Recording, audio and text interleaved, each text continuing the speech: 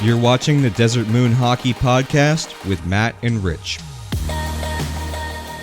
Welcome back to episode 15 of the Desert Moon Hockey Podcast. I am Richard, and this is my co-host Matt. We are ecstatic to talk to you. I think last week we said, oh, that was the episode before the draft. This week is actually the episode before the draft. We had that little That's wrong. That's because I'm an idiot. Let's just be fair. That's because I'm an idiot. I'm going to cut you off. You can e-beg in a minute.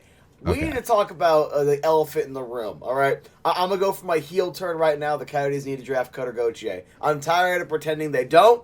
There was rumor that came out, we'll get into it a little bit today, or was reported on last night, that the Coyotes are probably looking into getting a higher pick, the thing that I kept saying they should also do. Probably not going to be top 10, but still, they're looking into it allegedly. Asterisk. There you go. Are they going after Cutter Gauthier? I hope so, because with the amount of reported interest in that second overall pick, I think Logan Cooley is going to be gone by number 3. And Juraj Slafkovsky, good player. We already have plenty of power forwards. Nemec, really good player. Same thing with Jiricek. We don't need that position as much as we need that big, sniping, I guess, because he has a shot on him. I saw some highlights of him, saw some plays. This kid has a Phil Kessel shot with actual genuine speed, and he's listed at both wing and center, and most of the footage I was seeing, he was playing center. I'm just saying, Cooley's going to be gone. I think at number 3, if you can't trade back, just throw all caution to the wind and grab Cutter Gauthier. That's what I'm saying. All right, now I'm cutting you back off because I got to beg, okay? Before I start begging, though, I do want to say that the draft is coming up on, I believe it's the 7th. The Coyotes are hosting a draft event. We will be there. So if you see us, say hi, do whatever, or just stare at us awkwardly as we walk by you. That's cool, too. But we will be there. And also, I am going to e-beg right now, so I hope you don't mind. But it really does help us out. If you could give us a like, a subscription, a follow on whatever platform you're listening to us on, whether that be YouTube or all the many other streaming platforms that we send this podcast out to, it really does help us out. I really do mean that. It really does go a long ways. And so we do have a couple topics to talk about. So there is mainly going to be a lot of talking about the draft since we are in the final week of the draft. But we do have one more topic that we want to brush up on at the very end, which is we did see that the Hall of Fame announced their next inductees.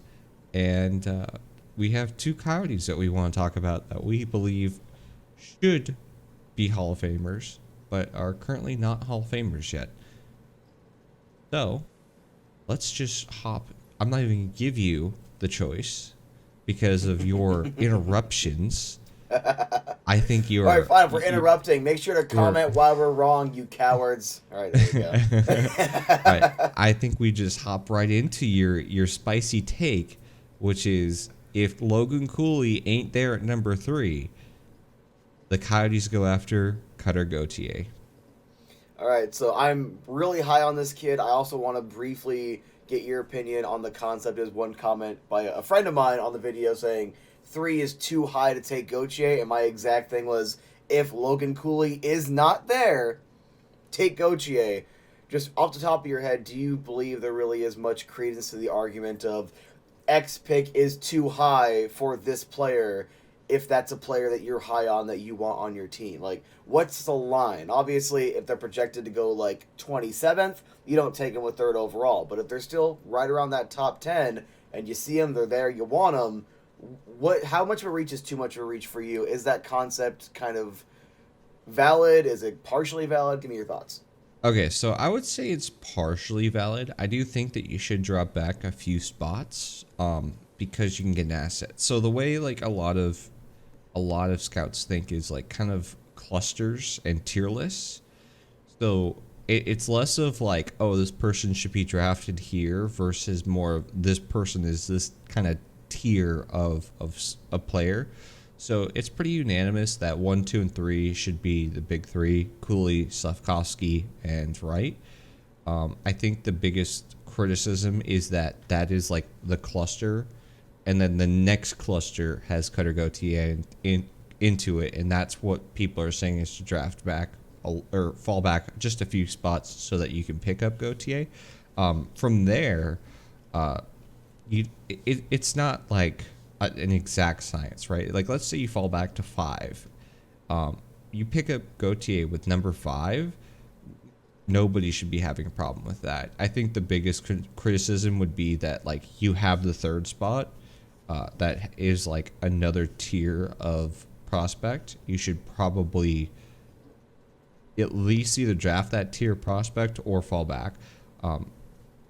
Ultimately, I don't think it matters. Like, you have the pick, you take the pick. If you're confident that Gauthier is like as good as Slavkovsky, do it. Like, do it. You know, it's not an exact science. We do see this with the Coyotes because of the Barrett Hayton draft, right? Barrett Hayton was supposed to go at 15, very late in that draft. Like, as we got closer to that draft, Barrett Hayton started rising like really, really quickly. He went from like 15 and then just skyrocketed up. It was like, oh, now he's at 10. And then I believe it was the Chicago Blackhawks. I think they had 7, and they were like, yeah, we're going to take him at 7. So the Coyotes took him at 5. Just happens, you know? If you're high on a player, you go after him, and you don't give a crap about, oh, I could have moved back 2 spots or whatever. Well, because that's kind of what I was thinking. Is I wanted to make sure I was being very clear as to the point I was trying to convey in that video, where it's if he's right there and that's the pick you got, there's no move back, or there's reason to believe that, oh, if we move back, this person's gonna take him. Like, just take him with that pick. Obviously, if it's like Zach Dean from last year, you're not taking him at 11th overall or 9th overall, whatever they traded up for to get Gunner. But if you have a pick that's closer, like 22nd, and you're high on Zach Dean, who's supposed to go 30th, I don't think that's that big of a drop-off, depending on where this player is on your board. So, very specifically, Cooley's not available. I don't think Slavkovsky, I don't think it fits unless you're going to move on from Krause, because Slavkovsky is being seen as very NHL ready. Likely would just plop right in there, and you're not going to be able to find the correct amount of ice time for Lawson Krause to be a 20-goal scorer again, or Slavkovsky is going to have the Alexei Lafreniere effect, where, realistically speaking, how many quality chances is he going to get? What is the caliber of talent he will play with? You're going to have to move on from Krause if you take Slavkovsky. I'd rather just go the route of Gauthier, because there are plenty of centers. We have a pretty good amount of young center depth that can all get shot off to the wings if we need to throw another center spot. So that's why I think it fits. It lines up. Probably looking like getting number 6. I think he probably goes somewhere in there. Yeah, I agree. I think that it would be like 6. What you can get for that, I don't know. So is it like you package your first and they give you the 6 and like a second? I could see that happening.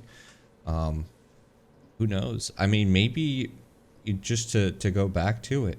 I know you're high on Gauthier, but what if there's, talks of moving Krause?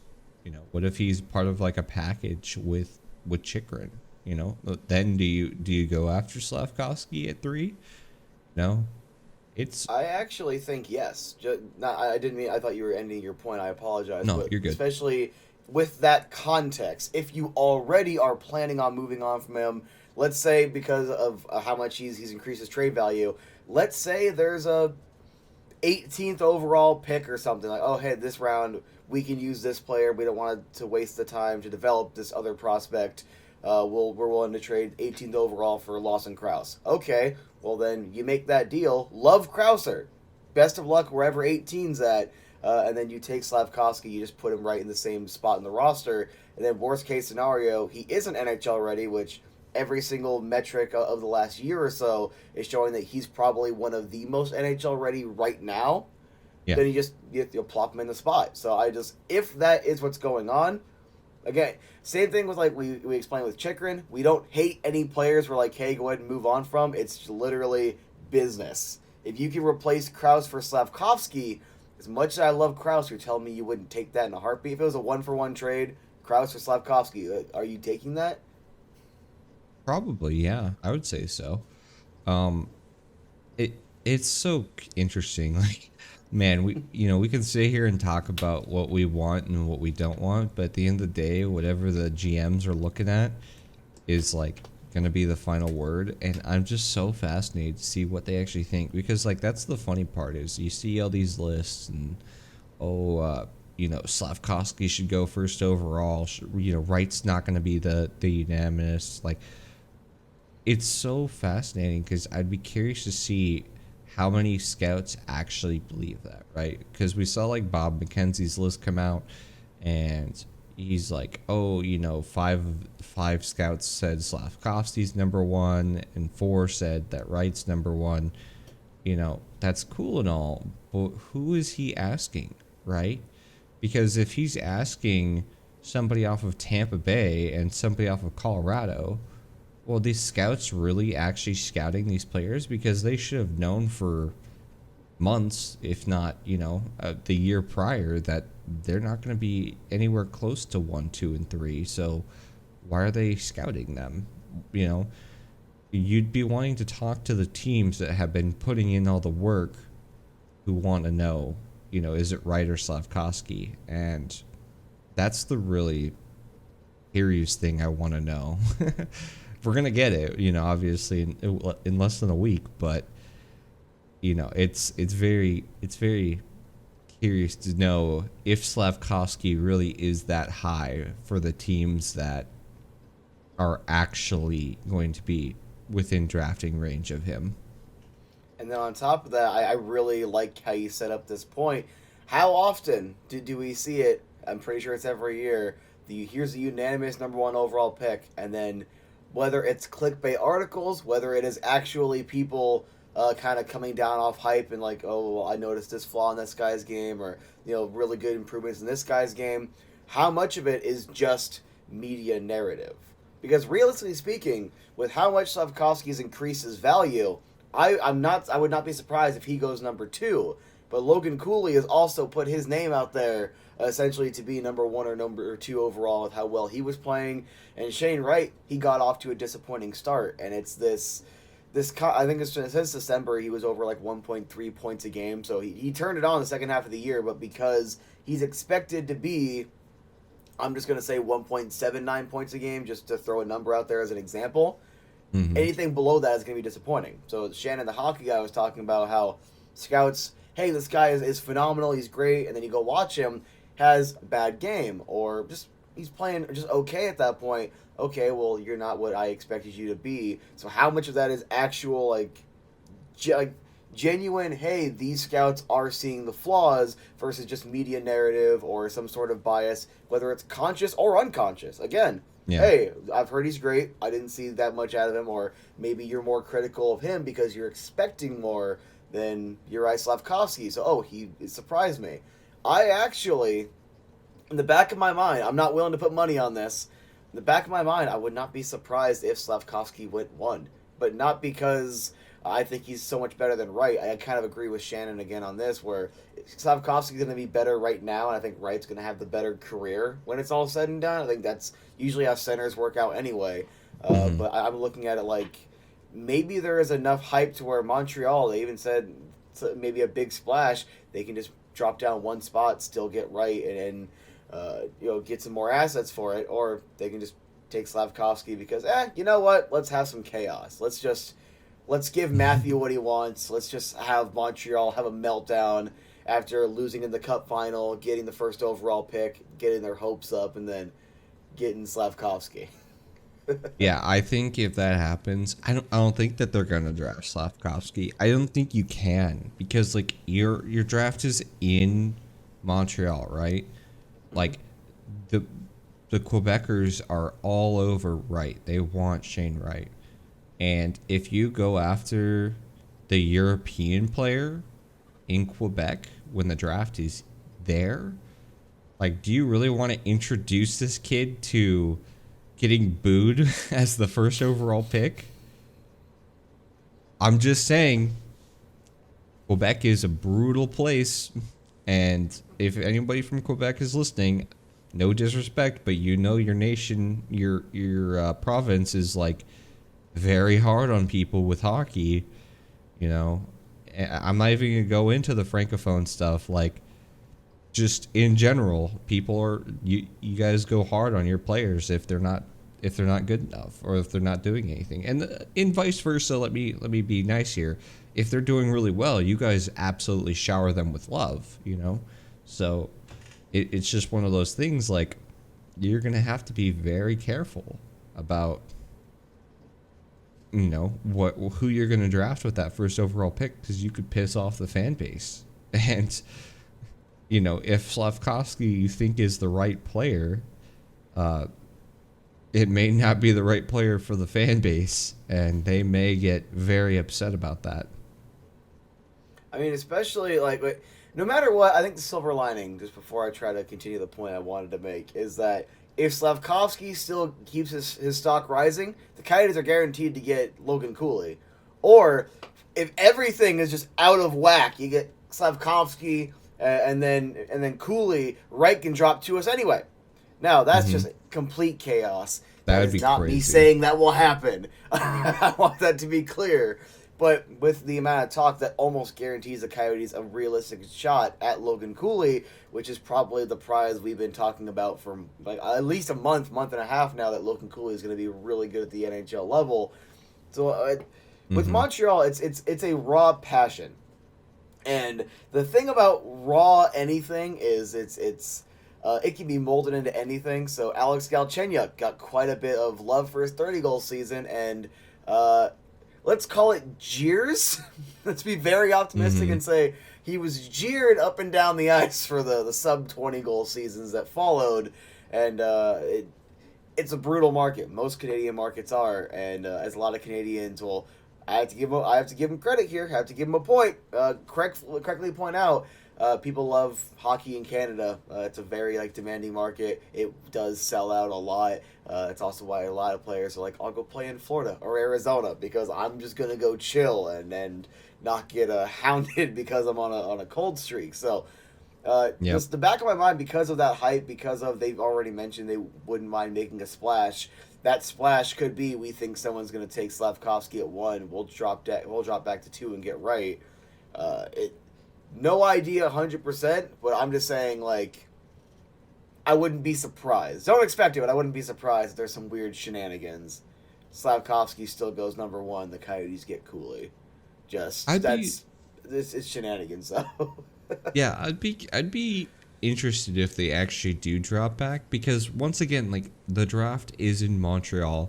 This is the first time in 40 years or something like that, 40 or 50 years, that the team that's hosting the draft has the first overall pick. I wonder when that not prestigiousness, but that uniqueness gets to you, right? So I don't know. I think if they do really want Slavkovsky, I think it will make the fans less upset. Oh, wait, no. Because if they draft back, it would be for, New Jersey to get Slavkovsky. I don't know. Well, it also depends on who all is interested in what kind of bidding war would go on, because how crazy sports have been for the last couple of years and big moves even into different leagues and whatnot. I'm just saying I would not be surprised if there's some weird big brain, hey, I want Slavkovsky to move up, or maybe Montreal would be like, hey, if Slavkovsky's getting all of this hype, we can get a bunch of assets. I wouldn't be surprised. That's just, I want to be very specific about that. I don't actually think that Slavkovsky is a lock at number 1. I'm just saying, with the amount of hype, if it actually is in line with what the scouts and GMs believe, it could be a stupid draft. If it Yeah. is all just media narrative, it's going to be Wright, Cooley, probably Arizona taking Nemec, and then Slavkovsky, Yurchek, whoever, Gauthier. If it is just all media hype, that's probably how it's going to go, and because centers have higher priority than wingers, even when the wingers are more NHL ready. Yeah. I will say this. We desperately need a center. I hope it's not a D-man. A top two I center. hope- We need that. We have never had a hope it's- franchise center.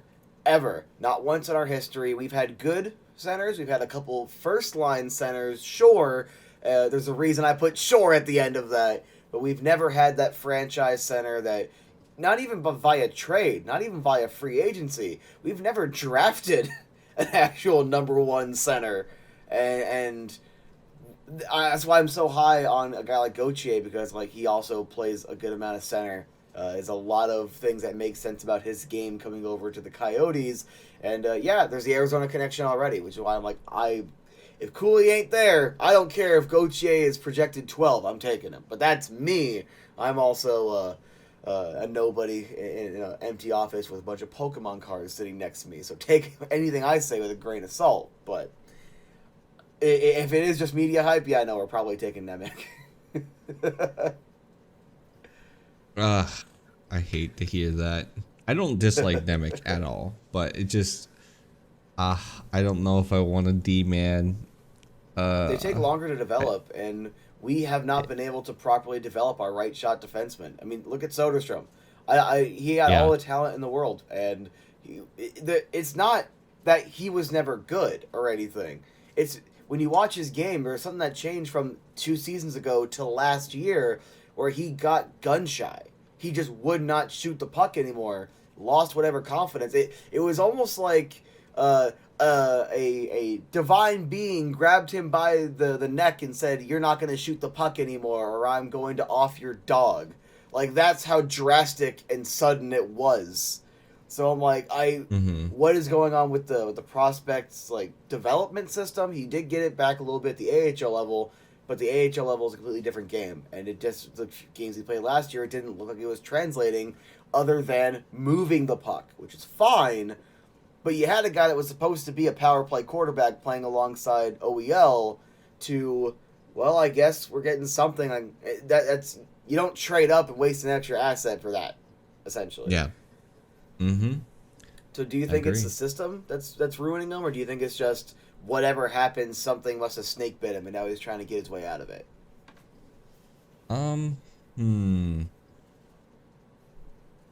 I'd be very curious. I think it probably is the system, because if we look historically, like, you can't possibly blunder your drafts this much without it being something, right? Like, how many players have we seen come into the Arizona Coyotes that didn't stick around because they weren't good enough? Is that because of the player, or is that because of the system?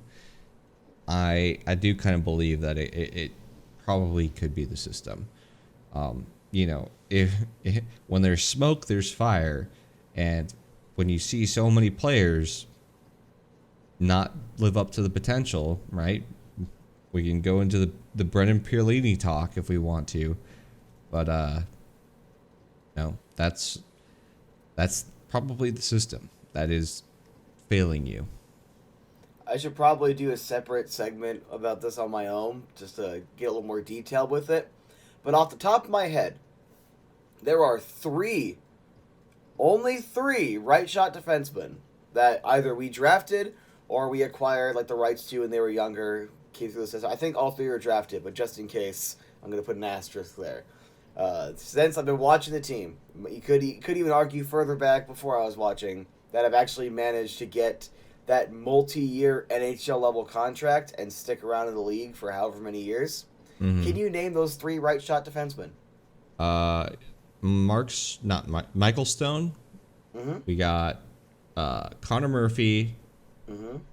And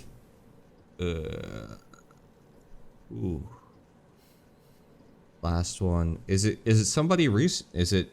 It's not Moser on the team right now? Is it Mayo? Yes. Oh Those my are the only goodness. 3 right shot. And you feel free to correct me if I'm wrong. Michael Stone seemed like he had some offensive upside when he was coming up. Mostly it turned out to be kind of a bit of a defensive liability, but a more defensive defenseman. Connor Murphy was more of a puck-moving defenseman that had more offensive upside. Turns out to be one of Chicago's best defenders consistently from what their fan base has told me. Dyson Mayo, surprising little bit of offensive upside, mostly a defensive defenseman.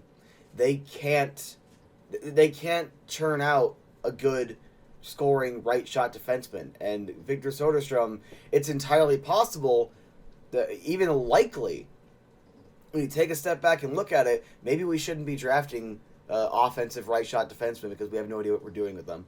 Because Soderstrom, there was something to him, even though I hated giving up the extra asset.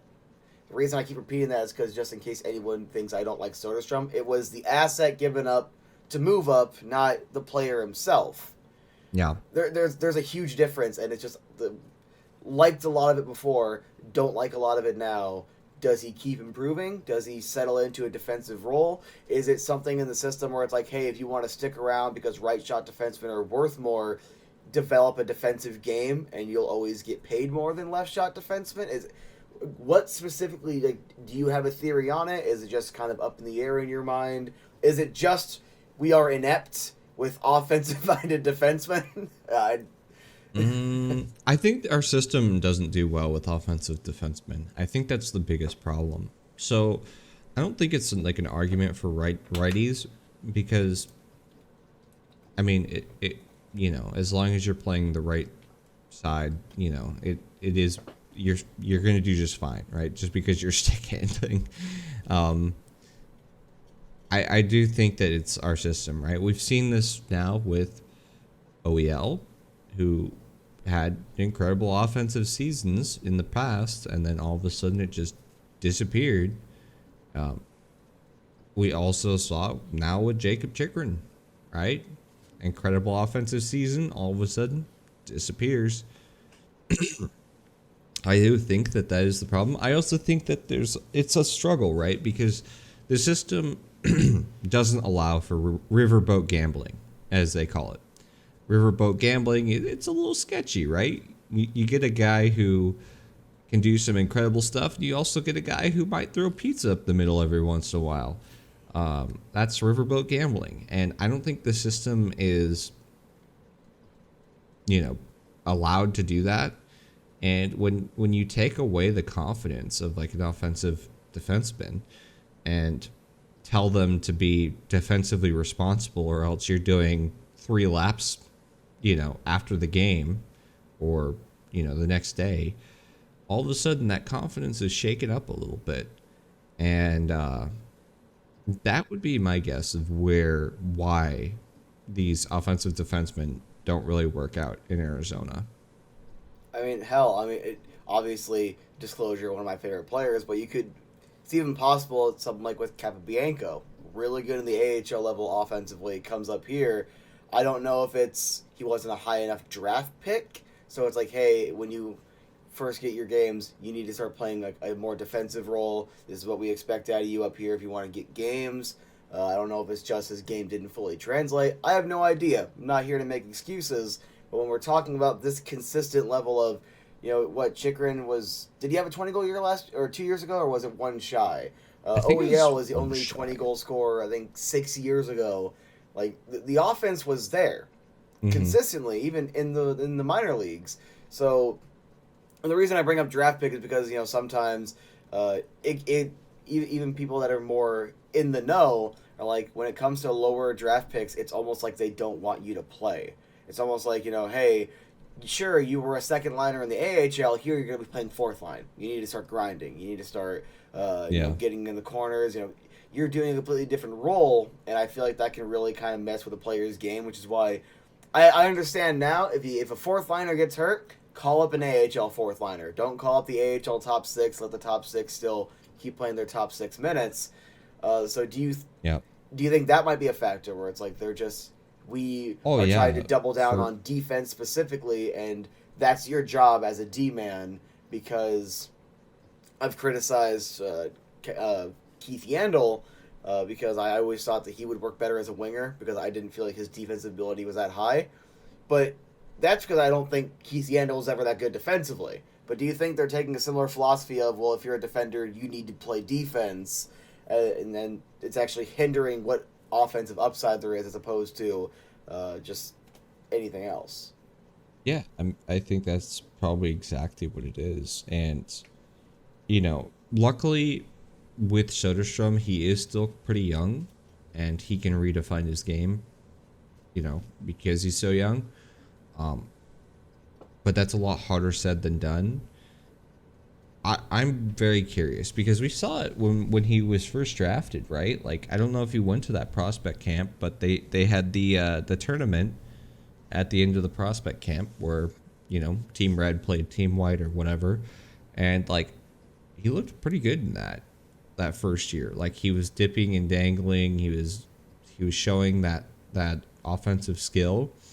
And then it was like he what was it, the Swedish league? I think he went back and played one more year. I think it was Brynäs, maybe, I don't remember. But he played one more year in the Swedish league and then came to Arizona to play in Tucson, and it's just it sucked because he looked to be like one of the biggest reasons of why that team was not very successful defensively. And hopefully that can get turned around. It really doesn't help either when the Coyotes are poaching half your freaking team. I think that Every doesn't year. help. That Every does. every freaking year, dude. Since I started watching the Roadrunners, like following them back in 18-19, I was first starting AZ Sports Guy. I'm like, dude, Mm-hmm. this team's on a playoff run. You are not. I would go, and I kind of want to get your thoughts on this real quick as well. The concept of like, oh well, the NHL team should get priority when you're not in a playoff spot, and if you're trying to build a culture from within, wouldn't you want that AHL team to go on a playoff run so your players get used to winning? Like it. Am I You missing something think there, that or is there some subtlety there? you'd think that would be the right mindset for sure. Unfortunately, it just comes down to you have to you have to ice a team, right?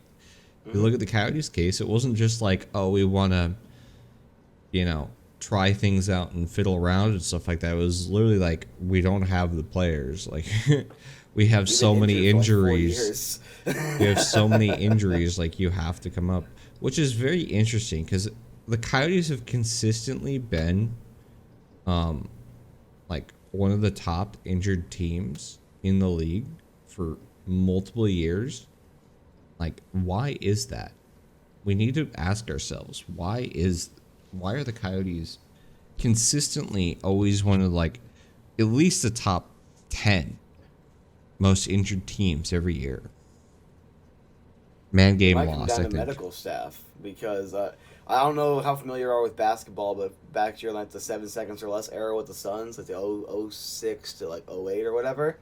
Mm-hmm. They were notorious for having like some of the best like medical staff, the trainers and whatnot, and they would help guys maintain their weight better. I think it was might have been Amari Stoudemire, so don't quote me on this. There was a big man that ended up leaving for another team, and the Suns essentially kept telling him, "Hey, you can't put on this extra weight; it'll put too much on your knees."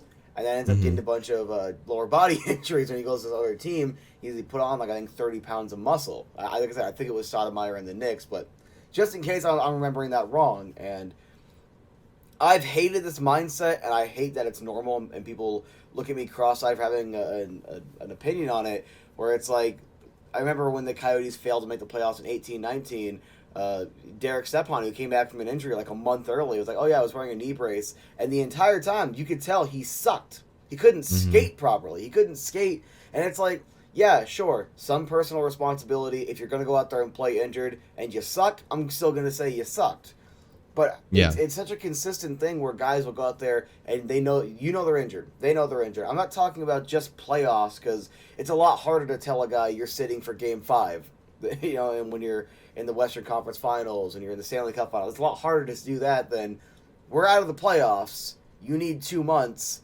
We're just gonna call up a kid from the minors and give him a month or whatever to play. Like, are we just one of the worst examples of playing injured players and thinking that's just a-okay? Like, Do you think that might be because we're so consistently injured front and back, just constantly? I think it has to do with the coaching, right? As much as we like Tournier, and I do like Tournier, I think he coaches the players a certain way to play hard, and that probably leads to a lot of injuries, if I had to guess. But the problem is like when you go and watch injuries, right? You watch injury reports and stuff. A lot of times, most injuries are very fluky and like very weird little things, right? Like, not to make a sad subject out of it, but look at Grabner's injury, right? His eye injury, which significantly affected him and is going to affect him for the rest of his life. That eye injury came from a stick lift where Brad Richardson went to go stick lift a Blues player, and the Blues player's stick ended up hitting Grabner in the face. Like, a complete freak accident. There was no intention. It wasn't like the Blues player was trying to hit Grabner. Like, it was Richardson who was just stick lifting him, and it just happened to it hit Grabner under his visor. And Grabner doesn't play with his visor tilted all the way up. It's, you know, he plays how it should be put, and it still happened. Like, so I don't know. Like, it's one of those head scratchers that you're just gonna look at, and you can't really explain why all these injuries happen.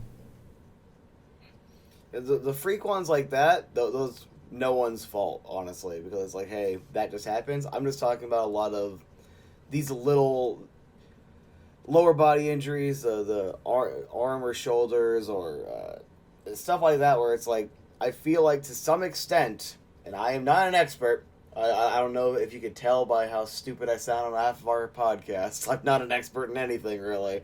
To some extent, training, nutrition, coaching, I don't really.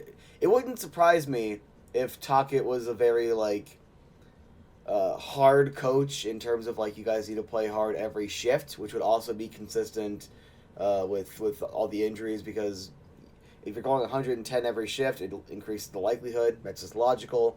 But I think it also comes down to like letting guys play too soon, where I feel like there needs to be some point where it's like, hey, you are not going to help the team. Phil Kessel, the entire second half of his first year here, it's like, dude, you're not helping us. We bumped you down to the fourth line because you can't skate. Now, obviously, he's an egomaniac, so he had to get his Iron Man streak, even though he wasn't healthy and he was hurting the team. But whatever, I'll be cynical about that another day. But at some point, someone has to look at a player and say, you are not going to help us by playing. Yeah. Just rest up. Just recover.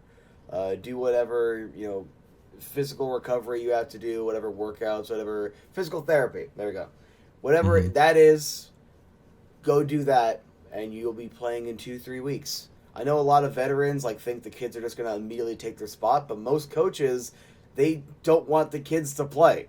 I mean, look at Detroit for how many years? How many years they would sign old veterans because they did not want their prospects to be playing games. So it's just it's very consistent that they don't want the prospects to play for as long as possible. I don't really think it's that much of unless the kid comes up and is like 10 goals in his first 13, 14 games, I don't think a vet's going to get replaced. So someone has to be like, hey, you're not playing today. Yeah. Yeah, it's fascinating. Hockey is one of those fascinating sports, It's honestly, a lot of it's just mental, right? Once you get at the 1% mark, like what hockey is, you could look at like a fourth line plug, right? And you get on the ice with them and they would absolutely obliterate any normie. Even like a beer leaguer guy, right? Like obliterate any normie. A lot of that is confidence. And I think that's why a lot of teams will cook players for so long in the minors, is because you want to build up their confidence. Yeah. I think we should move over to our next topic, which is having to do with two Coyotes that have not hit the Hall of Fame yet and are, I would say, pretty close. I would say they're there's an argument for both of them. I think Would you one like should to, be. One would you, definitely should be. I'm going to lead off with that. yeah. We will not be talking about the trade. All right. I didn't know about this trade before. Now that I saw the details, shameless plug, AZ Sports Guy, expect an angry video in the next few days about this. Anyway, let's go ahead and bring him up. The man, the myth, the legend, out of Massachusetts himself, Keith Tkachuk. Side note, I pulled 2 Brady Tkachuk cards with my last couple of hockey packs because I get bored and buy hockey packs. Drafted by the Winnipeg Jets, 19th overall in 1990, and then was traded to St. Louis, traded to Atlanta, signed back in St. Louis, retires after the 09-10 season. Totals in the NHL, just with the Coyotes, 640 games, well, Coyotes/Jets, 323 goals, 300 assists, 623 points, another 400 points, and almost 550 games with the Blues. 1,201 games total, 538 goals, 527 assists, 1,065 points. I think as a general rule, discounting the fact that he's a former Coyote, if you hit 1,000 points, you're probably a Hall of Famer. I feel like it's still not common enough to where it's like, oh, anyone can hit 1,000, which is good because it's a hell of an accomplishment. Also, playing 1,200 games is no easy feat. Look at any promising young player that develops even a small leg injury that turns into more, and you start missing more and more significant. Even Sidney Crosby can't stay that consistently healthy. It's like that's an accomplishment in and of itself. Being such a balanced overall player, power forward type, but almost the exact same amount of goals and assists, very balanced overall. I think do you think what's holding him back is the fact that there's no cup? Probably. No, did he ever win any major hardware? I don't know. I think he probably won something in the Olympics, if I had to guess. I don't know what his hardware is, but yeah, he is one of those players that I think definitely could make it just because of his stats alone, right? Mm-hmm.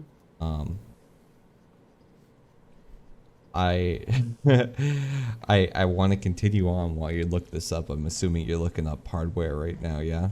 I'm looking up as much as I can about him, and there is not a whole lot in terms of hardware information. It shows he was a 5-time All-Star. He's the NHL All-Star second team twice. Games played. He was in the top 10 a couple of times. Let's see. It's a lot of hey, he's done this stuff, but I'm not seeing a whole lot of awards. I mean, he's a weekly 3-star in October of 2009. I'm pretty sure that's Hall of Fame worthy. That's sarcasm. That's not a knock against Walt or anything. But how much of an impact he had in the market was something that my dad was a big fan of his. JR, Teppo, yada yada, the Bullen Wall. But for the longest time, before Donor really became the face, even after he left, everyone knew who Keith Tkachuk was in this town. Even now, people will still mention Keith Tkachuk. It's a little more infrequent, obviously, but he still had a huge impact here. Very well-respected guy around the league for a long time. A St. Louis Blues legend. I'm friends with a lot of Blues fans. Blues fans love this man. They love him. They love Matt. They love Brady. They want both of them playing on the Blues. Even though Matthew was born in Arizona, so we're claiming him. I know he's a St. Louis kid. He even says he's a St. Louis kid, but we're claiming him because the birthright. No, we're not. where you grew up and play, I think is where you should probably be, right? If you want to make that argument, I think Cutter Gauthier is from Sweden, right? True. But I'm just saying he was born here, so we're gonna partially claim him. All right, did you find an award? Did you find some hardware? I found some hardware. Okay, right, so for representing USA Hockey, Keith Tkachuk got a bronze medal in 1992 for the World Junior Championships. In 96, he got gold medal in the World Cup. And then at the Winter Olympics in 2002, he got the silver medal. So that is his hardware. He was also drafted 19th overall in 1990 to the Winnipeg Jets that would turn into the Arizona Coyotes. I'm just saying with... Also, another honor, he was the first ever Coyote to be on the cover of a video game. He was on the cover of multiple. I think during the PS1 and N64 era. I also did a video about Arizona cover athletes. I'm just shilling left and right today. But it's just, he was the first face of the franchise. He's been well respected for a long time. One of the more balanced players. I'm going to assume if you're a fan of a team that he played a lot, you're probably going to have a dirty hit or a story at this or that. But I have one pretty positive story. I'm not going to say who it was because it's theirs, not mine, but was supposed to meet Keith Tkachuk for his birthday, and there was like this scheduling conflict. Like, essentially, the organizers messed it up. The organizers are like, oh yeah, so we're not actually going to be able to let you meet Keith Tkachuk.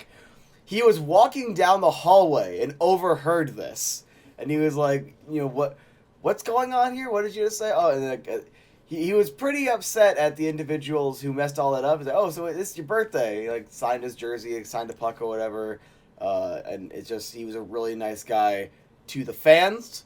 I've heard infamous stories from my dad. He used to work at America West Arena.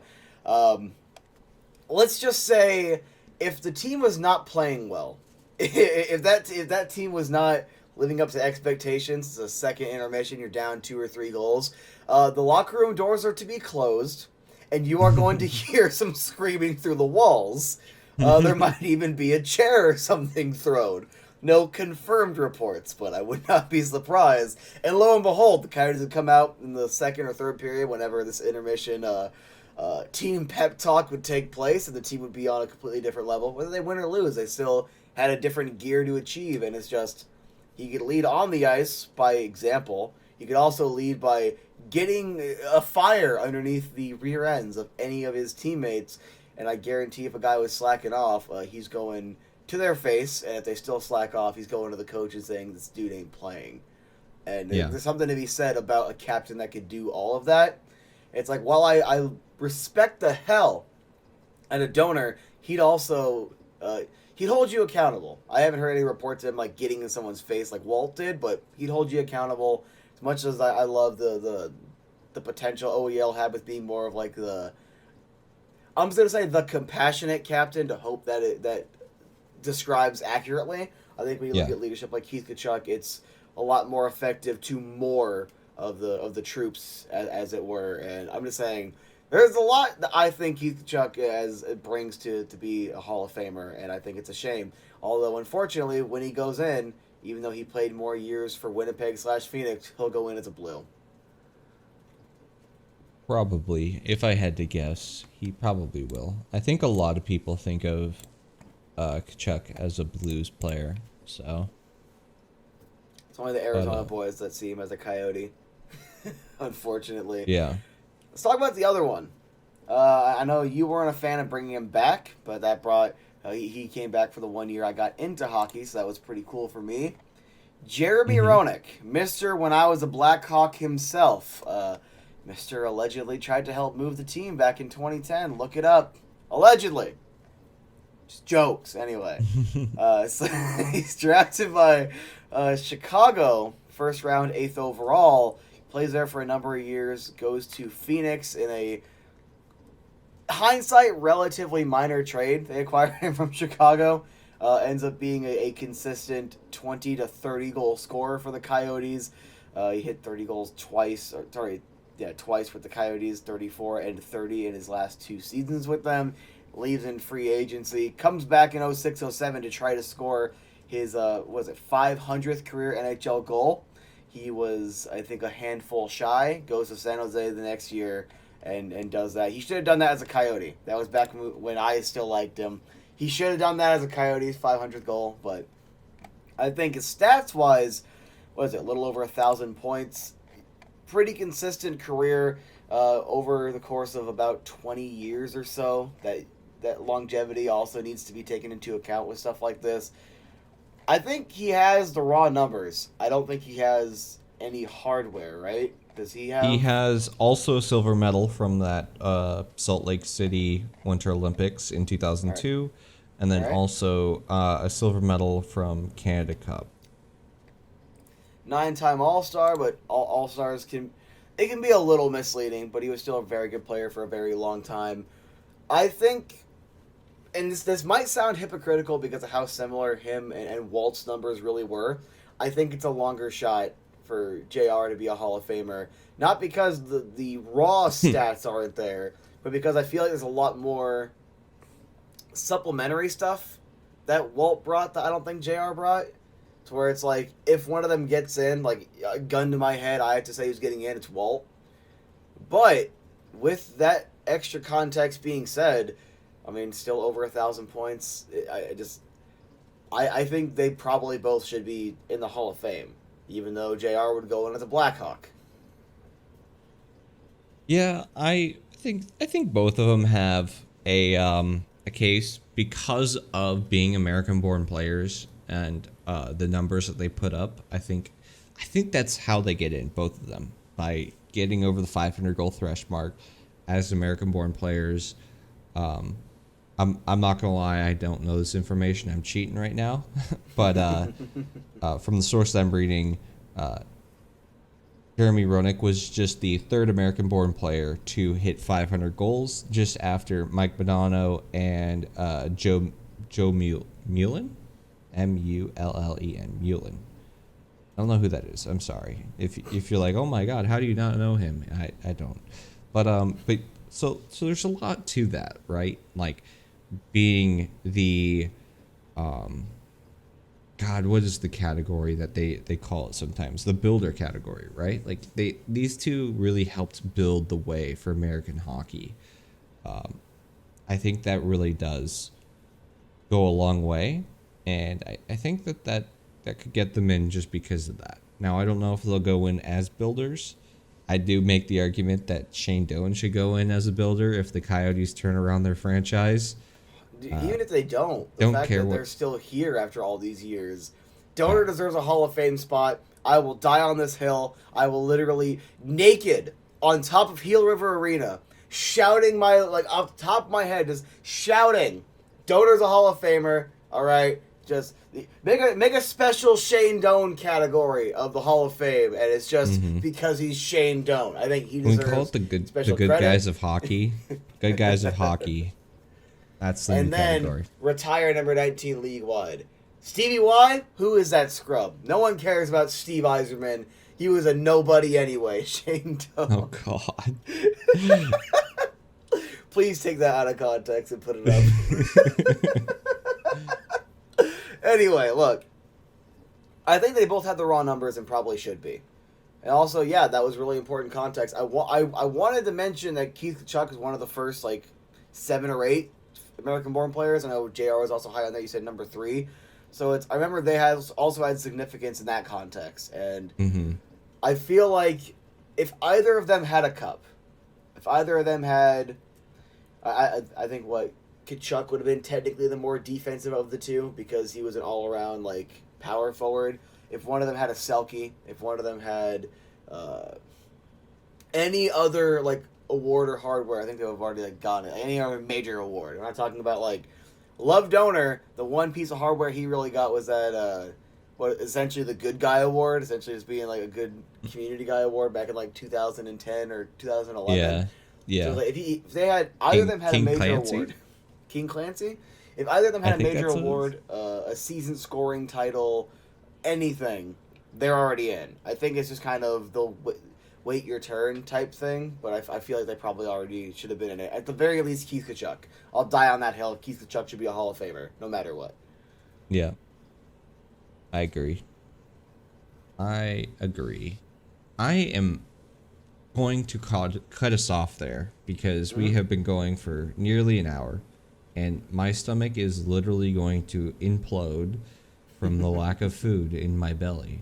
So I think that's a good place to end it. And I think we had some good arguments there about why we think those two should most likely be in the Hall of Fame, but definitely I think Tkachuk could definitely make the Hall of Fame. If it's only one or the other, it's Tkachuk. If it's, hey, you only get one choice, Keith Tkachuk needs to go in the Hall of Fame. For sure. And I think that your your controversies of Cutter Gauthier are quite spicy. We'll see how it goes this upcoming draft. Just a reminder that if you want to go and see the draft, go to the Coyotes website. Make sure you RSVP your tickets. Free. You don't have to pay for anything, but make sure that you get those tickets just in case. I am excited. If Logan Cooley falls into our lap at 3rd overall, I am tap dancing my way up to that stage if I am Bill Armstrong. I'd be surprised. Like, I'd be honestly surprised if somebody trades up to take him over us. I really would be surprised. We don't see it that often. It takes heaven and earth to move draft picks that high up. So we'll see. But I'm cautiously optimistic, which means that it definitely won't happen because I'm a Coyotes fan.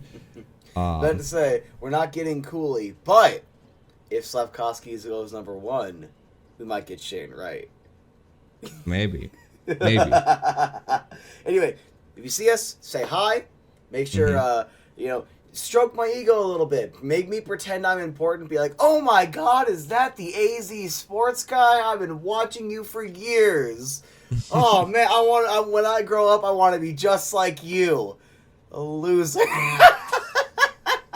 You gotta come in with the, I was there when I was watching you on your first channel. I was there when you still thought Clayton Keller was overrated. Well, who's dumb now, you son of a bitch? All right. Well, I am going to call us off here. Remember to give us a like, a follow, a subscription on whatever platform you are listening to us on. Don't forget to comment on YouTube, you coward. This has been another successful episode, and we'll see you post-draft. So I'm going to be drinking. I'm going to be sad drinking. It's going to be a sad drink. Sad, happy drinking.